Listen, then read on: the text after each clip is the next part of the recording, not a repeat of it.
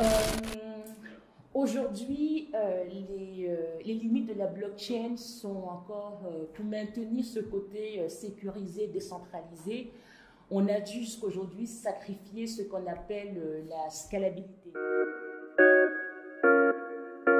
Il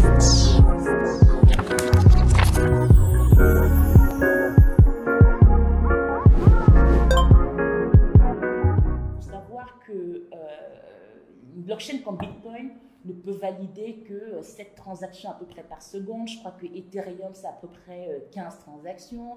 Il y a beaucoup de personnes. Voilà. Alors qu'une Visa, par exemple, votre carte bleue, on peut avoir 50 000, voire des pics de 200 000 transactions à la seconde.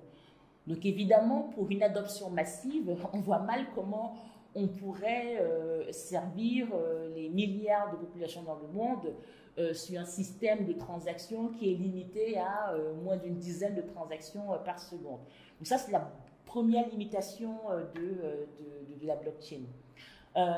Je pense aussi que la seconde limitation qui empêche l'adoption massive, c'est le fait aussi qu'il n'y a pas encore de reconnaissance vraiment mondiale. Donc aujourd'hui, c'est par pays, c'est mal compris, c'est bien compris. Enfin, il y a énormément encore de mystification autour de la blockchain. Et c'est d'ailleurs pour ça aussi que j'ai tenu à faire cette chaîne, pour connaître ces conversations, connaître ces discussions avec vous, afin que vous puissiez aussi interagir, me poser les questions que vous voulez et qu'on essaye tous ensemble de grandir, de comprendre cette révolution technologique. J'ai beau m'y être intéressée un peu plus tôt que vous, peut-être, je suis pas encore, enfin, je suis loin d'être une experte et je continue à apprendre. Donc vous aussi, je vous invite à apprendre. On va permettre justement de lever cette limite-là.